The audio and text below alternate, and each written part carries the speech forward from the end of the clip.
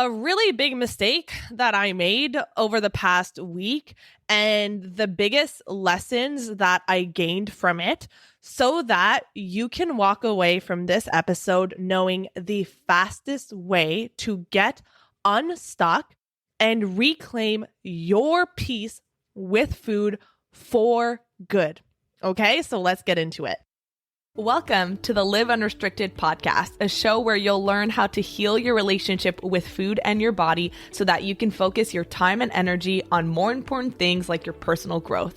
I'm your host, Sabrina Magna, food freedom coach, and my mission is to help make your life happier and healthier without stress, overwhelm, or guilt about food. If you love the show, please do go out and share it. And if you're looking for support with your relationship with food, details about my programs are in the show notes. Thanks for spending time with me today. Now let's jump in. Unrestricted fam, I am literally recording this podcast on a Monday morning at 9 a.m., which is not when I usually record my podcast episodes, because I needed to share this story with you. The past week has been interesting is probably the best way to say it. I made a decision that I very much regret. I guess I could call it a pretty big mistake, and I am now paying the price because of it. And just like any mistake, I could say that I regret it, which I do, but just like anything that I do, that I wish that I could go back in time and make a different decision, I am now looking back on it and I can see all of the lessons that were available for me in this specific situation. And I'm always asking myself, what can I learn from this? Because whatever I can learn from my mistakes, I know that I can then share it with you. And so I have been over the past 24 hours like, oh my goodness, I can share this and I can share this and this is going to be valuable for you guys. And so I could not wait to get behind the mic to share some of these honestly life-changing lessons that when you start living in alignment with these lessons, with these principles, your entire life is going to change. You are going to stop wasting so much of your precious time running around in circles, feeling like you don't know what you should be working on. You don't know if what you're doing is right. You don't know if what you're doing is making things worse for your relationship with food and your body or better. And I always say that the reason that you feel so much overwhelm, that you feel so much fear, that you feel so much anxiety about your path to a healthy relationship with food or food freedom is because there isn't any clarity. So let me tell you a little bit about this story, this decision that I made and what I've been going through for the past week. So let me take you back to Monday last week. Well, it started on Sunday. So it started on Sunday. I started experiencing some slight discomfort in my upper back, on the left side of my upper back, but nothing to be concerned about. I was just like, it was so subtle that I barely even paid attention to it. So then on Monday, it starts bothering me a little bit more. But I don't really think much of it. I do my workout as usual, and I don't think I even tell Luke about it. And then on Tuesday, it starts getting worse. But again, I am just approaching this discomfort, what is starting to become pain in my upper back, as, it's not that bad. So I just continued doing my workouts as usual. And I was lifting heavy weights. I was doing an upper body workout, and I could feel the slight discomfort, but I still pushed through it. And I remember starting to tell Luke about it of I've been feeling this pain in my upper back and I don't really know what it is. And I don't think it's linked to my scoliosis because I've never experienced this type of pain before. And if you know me and you know my story, like I'm not unfamiliar with back pain. I am pretty much living with it constantly, but this was something so different. It felt like someone was like stabbing me in the back, but it wasn't so bad by Tuesday. And so I just thought, it's not that bad. It's going to get better on its own. So then Wednesday rolls around and it's getting worse by the day, you guys. And what am I saying to myself? It's not that bad. I can probably just figure out how to fix it, how to make it better on my own. So what do?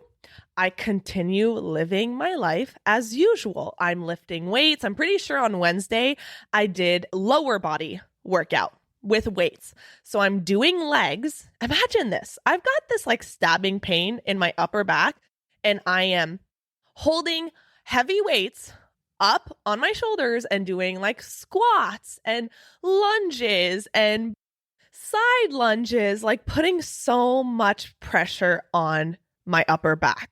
So then by Wednesday night, it is real ass pain. Like I'm telling Luke, I don't know what this is, but I'm starting to get worried. Anytime that I like move a certain way, it hurts. When I breathe, it's starting to hurt. When I laugh, it's starting to hurt. Like it is getting worse. And Luke, he's like theorizing. I think that's the right word. Coming up with theories about what it could be. And he starts sending me these videos from Instagram from physiotherapists who talk about upper back pain and what it usually means and some exercises that you can do. So he sends me this one video and they're basically saying that upper back pain, the specific area that I was feeling my pain, which was like right next to my spine on the left side, like within my shoulder blade, can be because there's not enough space in like those muscles in my back. And basically the exercise that he was recommending that I do, well, this is a video on Instagram, so he wasn't personally recommending that I do this, but he was showing an exercise where you're on all fours and you basically round your back and you breathe into your back, into your lungs to create space in those muscles. So here I am, desperate to figure out what's wrong with me and how can I make this go away? Because one thing about me is that when there's something that's quote unquote wrong with me, when I get injured, I start hyper obsessing over it. And also because there is so much information on the internet, I figure I can fix this by myself. I can figure out what's wrong with me, what exercises I should be doing, and then heal myself. So now I start thinking, I have an idea of what's wrong with me. This video showed me that I should be doing this exercise. So I start doing this exercise a couple of times a day.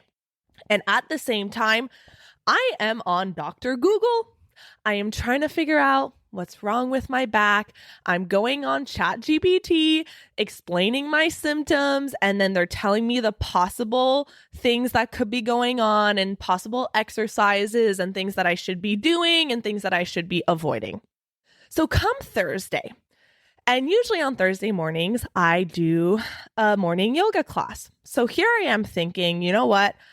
Yes, I'm experiencing at this point a lot of pain in my back, but yoga, it's not high impact. So it's a lot of like slow movements and it's good for your body. So I'm going to go do my yoga class. And while all of this is going on, I'm thinking like, I don't know what movements I should be avoiding, what movements I should be doing. So this is a guessing game at this point. So I go to the yoga class and my friends it does not go well. Everything I'm doing at this point is hurting. If I'm rounding my back, it's hurting. If I'm arching my back, it is hurting so much. And I am there, I'm pushing through, I'm doing the yoga class, and I'm just pretty much in pain this whole time. And I get home that day and I'm starting to feel really discouraged, but also really scared because, like I said, I have a lot of trauma with back injuries. I've injured my back pretty severely 3 times in my life, and back injuries are scary, right? And so I'm starting to worry, like, is this something serious? Like, am I doing something that's making it worse? Like, it's consuming my brain space at this point because of how painful it is. Like, at this point, if I'm breathing, it feels like someone's stabbing me in the back. If I'm laughing, if I'm coughing, there's not many movements that I can do without being in pain. So Luke keeps saying, go see a physio, go see an osteo, go get a massage, like go see someone who can help you. And my mentality at this point is, it's not that bad yet. And for context, I am very intentional with what I spend my money on, which is why whenever I'm talking to anyone who's considering joining Food Freedom Academy, I always tell them, like, I am so intentional about what I spend my money on. And so I understand that for you, you want to be intentional with what you're spending your money on and what you're investing in and believing in what you're investing in. So I totally get it. And so I'm very intentional with what I spend my money on. And so my mentality on Thursday at this point is, it's not that bad yet. I can still try to fix this on my own. And I have some trust issues with physios. Like, I've gone to see physiotherapists in the past, and it's a hit or miss of like if they're actually going to help or not. And sometimes I walk away and I'm like, wow, I got nothing out of that. So I didn't want to experience that again. And so now I'm starting to consider the possibility of going to see someone to get like actual expert guidance on what it is, like a diagnosis, and what to do about it. But first I say, you know what? Tomorrow, I'm going to take a rest day from exercise. I'm going to just go for a walk. I'm going to take it easy. So on Friday, I take it easy. I go for a walk.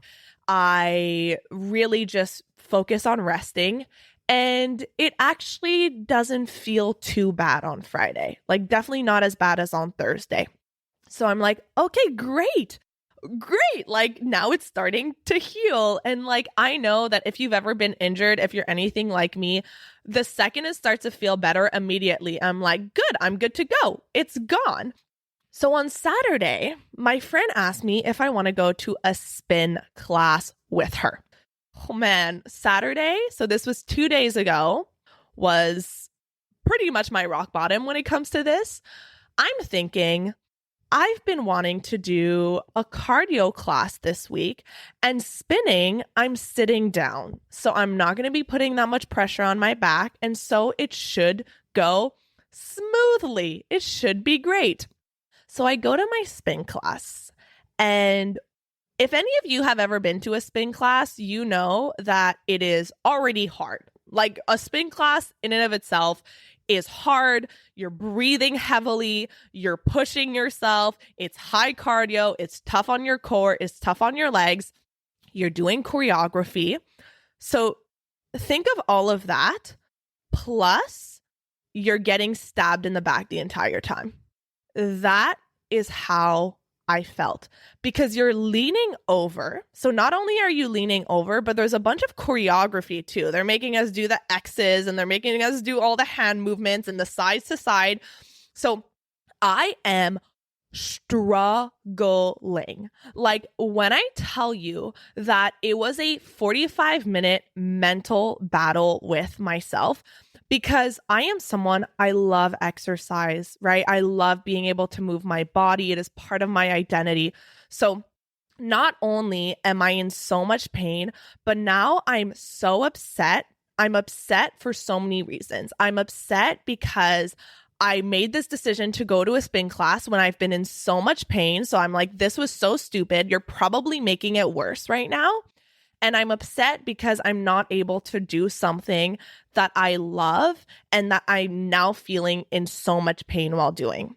So at the end of the class, my friend wanted to go out for lunch, and my mental state, I'm like so defeated, so discouraged. I'm so not feeling good mentally because of how much pain I'm in and how horrible that class went, because I'm like, I can't believe that I was in so much pain and I made this decision to go to the spin class. Like, here I was thinking, I can fix this by myself. I can figure out what to avoid and what to do and what I'm doing wrong. No, not at all. So I get home and I'm telling Luke, like, I am in so much pain. I've never experienced this before. I'm like on the verge of tears because anytime I laugh, I feel like I'm getting stabbed in the back. Every time I breathe, I feel like I'm getting stabbed in the back. And even recording this episode right now, I hopefully will not have a moment where I fall into a laughing fit because that will be so painful. So on Saturday, I finally decide, I'm like, I will not be able to fix this by myself. I have no idea what's going on. And it was really scary. Like, my peace of mind was completely gone because I didn't know if I was making things worse. I didn't know if I was doing things that I should be avoiding. So finally, I make the decision to say, I am going to spend the money to go see a physiotherapist and get this figured out. And it's so stupid, you guys. A physiotherapist appointment is maybe $100. I will spend $100 here and there all the time. I will easily, not even blink an eye, to spend $100 on my business, to spend $100 to make something better, spend $100 to go out to dinner or to buy a new pair of jeans that I value. But when it comes to investing in myself without knowing that this appointment will absolutely 100% give me what I need, was, for some reason, I had such a block around it. And so finally I make the decision to go see a physio. And then that takes me through another rabbit hole of analysis paralysis. I Google Physio Montreal and there's so many different options that come up. How do I know which one is going to be good? How do I know which one I should go to? And so finally, Luke just comes in and snaps me out of it. He's like, just pick one. Just pick one and just go. There's an appointment tomorrow. So that was yesterday, Sunday at 1 p.m. Go. So I go to this appointment and find out that I have a popped rib. So basically what happened is I must have done some kind of movement and it kind of shifted the position of one of my vertebrae that is attached to my rib. And so now anytime I breathe, anytime I laugh, anytime I use my lungs, that is why I feel like I'm getting stabbed in the back, because it basically is doing that. So when I find this out, it was honestly such a huge relief to know finally what it is. But I started looking back on my week and the things that I did unknowingly, making things so much worse, putting myself in so much more pain because I didn't know what was wrong with me. And so he finally tells me what to do. He gives me a treatment plan. He tells me exactly what to avoid, what's going to make it better, exercises to do, and sends me on my way. And I'm going to be seeing him again next week. And when I got home from that physiotherapist appointment, I started really thinking about what could I learn from this, because I could easily go into the regret and what's wrong with me? I'm so stupid. I should have gone earlier. Now I'm I made it so much worse, and all of the fear. But instead I asked myself, what can I learn from this? And there is so much that came up for me that I knew was going to be really valuable for you. And thank you for sitting through that entire story, because over the past couple of weeks, I've been having a lot of conversations with you guys, with women in my community. And I'm always asking myself, how can I get these women into action? How can I get these women to take the actions and move forward on the things that they quote unquote know they should be doing, but aren't doing it? And this is a question that I'm always obsessing over, because information is not transformation, right? Like, I have thousands of women in my community who listen to the podcast, who follow me on social media, who are on my email list. And I would say there is probably 90% of those women who are in my community, but they are not taking action on the things that they know that they should be doing. And so I'm always obsessing over, how do I get through to them, right? Like, how do I get them moving? How do I get them in action? And what I've really noticed after having these conversations with you amazing women in my community over the past couple of weeks is that it's not that you need more information. It's not that you need more knowledge about what you should be doing and why what you're doing isn't working. The number one thing that I'm seeing over and over and over again that is standing in the way between you and actually experiencing that freedom, that peace, and that lasting change in your relationship with food and your body is fear. And I know that I've talked about this before, but at the end of the day, I could record 1,000 episodes about what you should be doing and should be focusing on. And I do those episodes, but if fear is still going to drive the show and keep you in your comfort zone, because what is familiar is where you will want to stay, even if it doesn't feel good, then it won't matter how much you know. So when I looked back on my specific experience over the past couple of weeks, I could see so many parallels between what I went through and what you go through. Because we start experiencing this pain in our life. And for you, it might have been overeating, emotional eating, anxiety, guilt, obsession around food, around your weight. And it always starts with us saying, it's not that bad. I can figure it out by myself. And so at the beginning, it makes sense for us to think that way, right? Because we haven't experienced how little we know on the topic.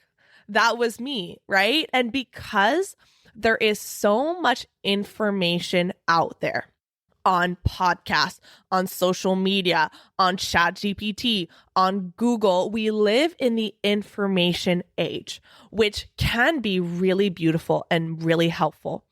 But the dark side of it is that it convinces people that information is all you need. And here I was thinking the exact same thing.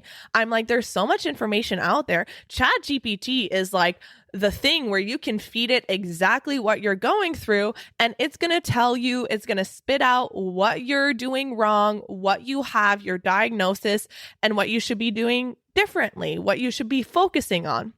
And here I was doing that. I was following some generic advice that Luke had sent me, a video that was on social media from a reputable physiotherapist.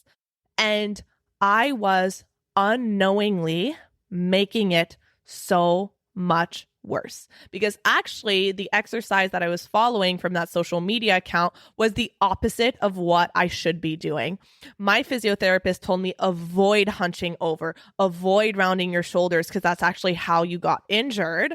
And here I was doing an exercise that was making me round my shoulders and breathe into it. Like, I look back on it and I just think, here I was thinking I can fix this by myself and making it worse without even knowing it.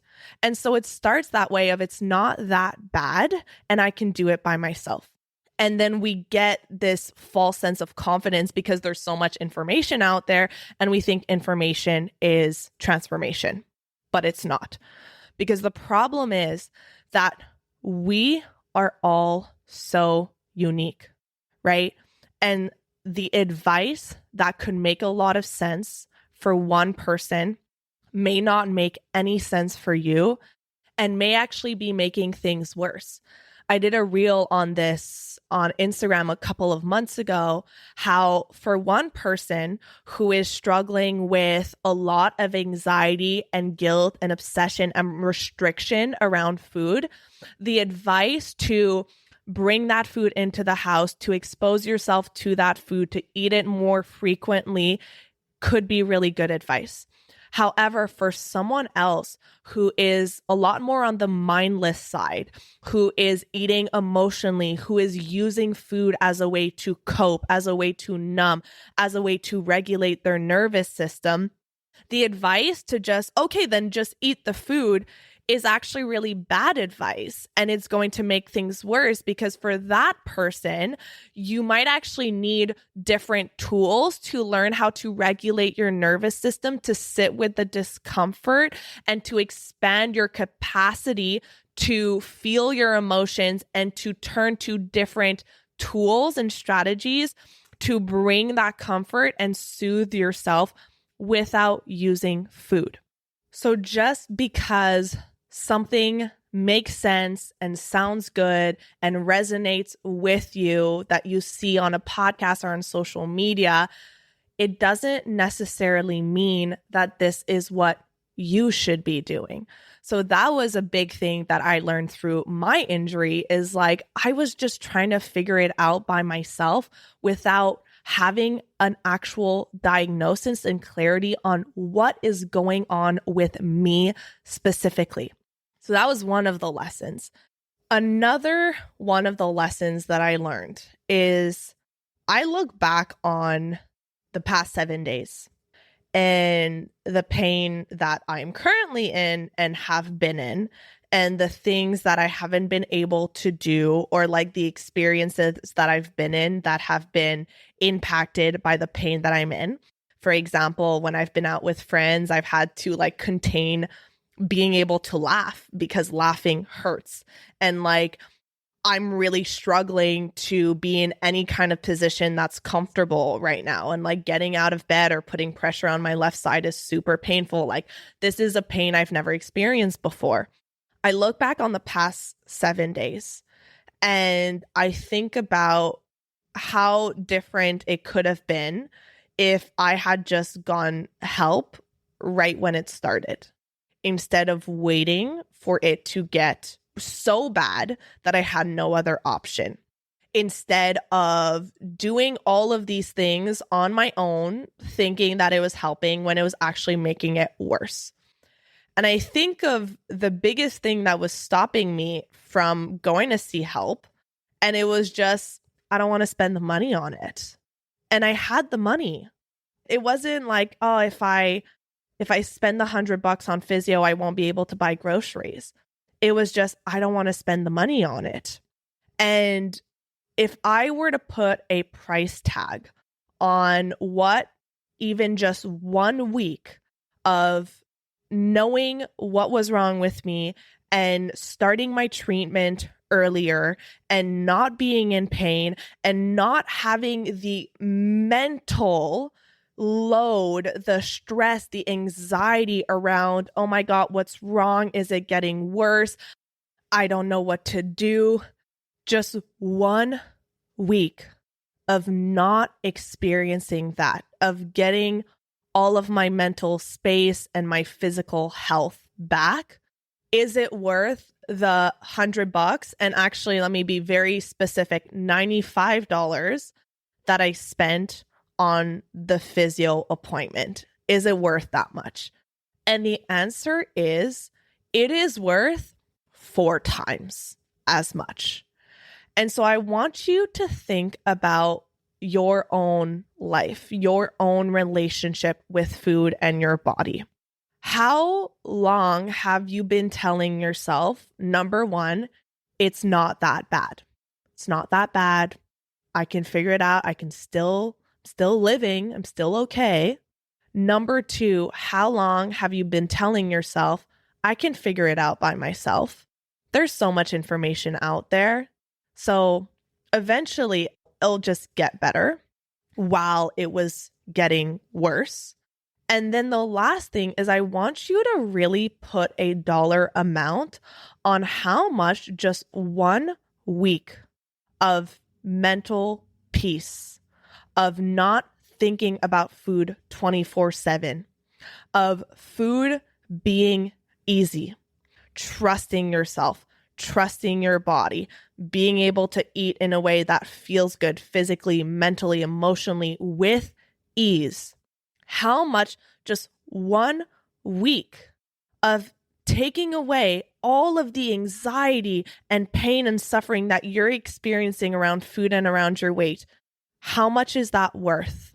Really put a dollar amount on that. Then expand it to 1 month. So let's say you said it's worth like $200. Expand it to 1 month. That's $800 to get 1 month back of my life. Then expand it to a year. Expand that to 5 years. Expand that to 10 years. How much your life and how much your relationship with food and your body is worth to you. Because we often don't think of it that way until it gets so bad that you are forced to take action. The most common trait that I see in the women in my community is this sense of selfishness around investing in themselves. You'll invest in your kids, you'll invest in your husband, you'll invest in things that are for other people that are going to make other people's lives better. But when it comes to you, when it comes to making your life better, you come last. And the thing is that when you're not taking care of yourself, when you're not focusing on your mental, your physical, your emotional health, that's actually the most selfish thing that you can do for the people around you. Because you're not showing up as your best self. You're not able to be the role model. You're not able to show the example for others when you're not being the example for yourself. And people around you will learn from who you are and what you do, not what you say. And I have seen the evidence firsthand over and over and over in my life. It has been mind-blowing because everyone I talk to, every mentor and coach and people who are further along than me would always say, like, when you heal generations around you. When you heal, everyone around you heals with you. And I was like, really? Like, they have to want to do that. And yes, they have to want to heal. But the thing is that every time that I've had an upgrade in my life, in my identity, in my beliefs, in my level of growth, it has impacted at least, at a minimum, 5 people. That is the very base minimum, 5 important people in my life, just from my own growth. And so to believe that investing in yourself is selfish, it's the other way around. How are the people around you going to negatively suffer from you not making your own healing and your own growth a priority? Your relationships, your kids, your career, your own way of showing up in the world. All of those suffer when you are empty, when you are struggling, when you are not in alignment with yourself, when you are not growing, when you are repeating the same patterns over and over again. And so investing in yourself, I really want you to hear this, because I know you're so good-hearted, and I know that you care so deeply about others, but you need to care about yourself first, because it's such a cliche, but you cannot pour from an empty cup. And it is so freaking true. I think about, had I not gotten help and just continued to struggle and try to figure out this back pain on my own, well, now what's happening is Luke is having to come in and take care of me, because changing positions is painful. So if I'm on the couch, he'll bring me my food, he'll bring me my water bottle, like he'll do things for me. He'll be in charge of the cooking. He'll go grocery shopping, because carrying bags is really painful for me. So now he is having to take on more because I didn't invest in myself earlier. And so there might be people in your life that are having to take on more, not less, because you are not investing in yourself. And this is not a conversation to make you feel bad or beat yourself up. You're already doing that enough on your own. But it's a conversation to help you shift your perspective. Because imagine your kid came up to you and was like, Mom, I want to become a World Cup soccer player. I want to become one of the best soccer players in the world. And they've never played soccer before. You would never say, all right, then go on YouTube and follow these social media accounts and listen to these podcasts and just do that for the next few years and you're gonna get there. No, of course not. Because you know that just by learning a bunch of theory without actually applying it and having a coach to walk you through the path, you're never going to get better. So you would get him a coach, you would get him on a team so that he has someone who knows the path, who knows what they're doing, and who can guide them towards that goal. And your kid is going to be surrounded by people who are doing it alongside with him, who are going to push him, who are going to challenge him, who are going to encourage him. Chances are that's what you would do, right? We get coaches in so many things that we deem as like, well, yeah, of course you get a coach in soccer. If you want to get really good in an instrument, you get a piano teacher or a guitar teacher. I did synchro, so I obviously had a bunch of coaches. But when it comes to something like food or something like personal growth, we seem to think that we can just figure it out on our own.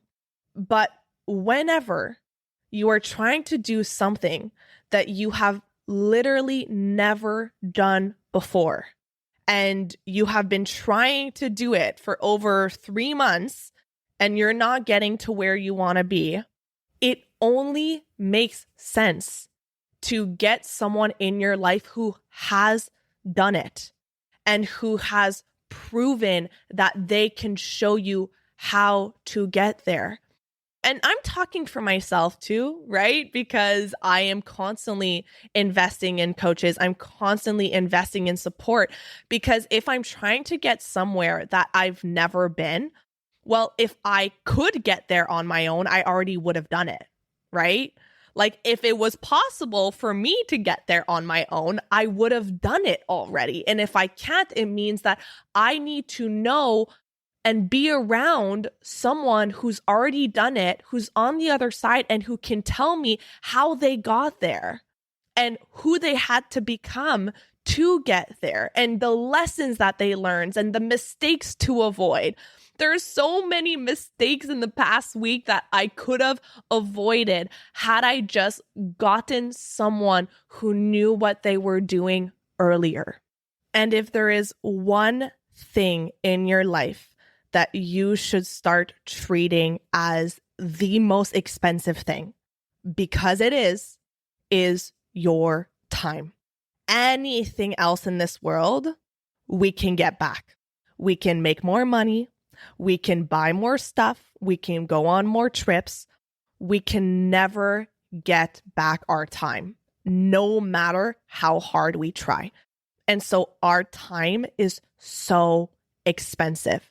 So when you start living your life by thinking, I will buy back my time, I am willing to invest in order to save myself years of mistakes, years of unknowingly making things worse, or just years of struggling and suffering and not living my best life and not living my fullest potential, which is such a painful place to be.